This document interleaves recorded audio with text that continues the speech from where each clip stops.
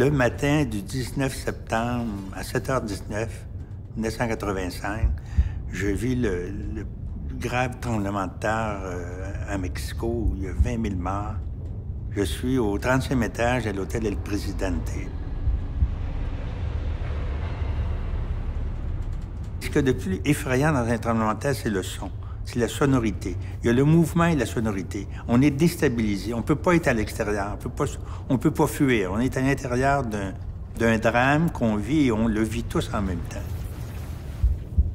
J'ai vu l'édifice s'écrouler, j'ai vu la façon que c'était pour se terminer. Tout est devenu très calme. J'ai accepté que ma vie se terminait là, que j'étais pour mourir là.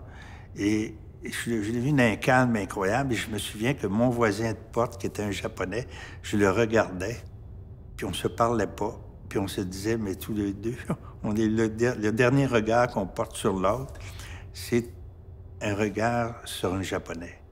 Et tout d'un coup, quand l'édifice s'est stabilisé, et je me suis rendu compte que j'étais pas pour mourir, j'étais un peu en colère. Parce que je me suis dit, je me suis rendu jusqu'à la fin et je dois vivre et me battre encore.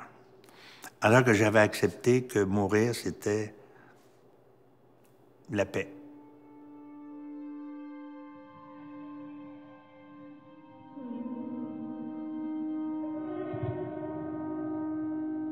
La notion de rapport à l'autre, quand on est pour mourir, ça devient tellement important que je me suis rendu compte que moi qui avais travaillé sur la notion de territoire, j'ai commencé à découvrir la notion du territoire intérieur.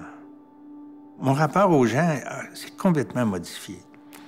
Pour moi, rencontrer une personne, c'était prioritaire à aux objets et aux lieux et à l'environnement. C'était les gens. Je voulais travailler avec les gens. Et je pense que c'était le grand changement que produit le tremblement de terre. Là, j'ai commencé à faire des œuvres qui s'appellent « Échographie de la mémoire génétique ».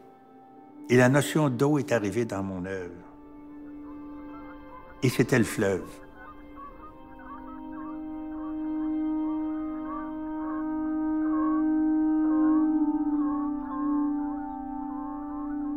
Et dans le fleuve, il y avait la découverte de la mort tragique de mon frère et mon père, qui s'étaient noyés tous les deux dans le fleuve, qui est réapparu au moment du tremblement de terre. Que la tragédie m'avait fait un retour dans la mémoire génétique, que j'étais parti pour aller au Mexique en 1955 pour cette raison-là de fuir la tragédie de la famille.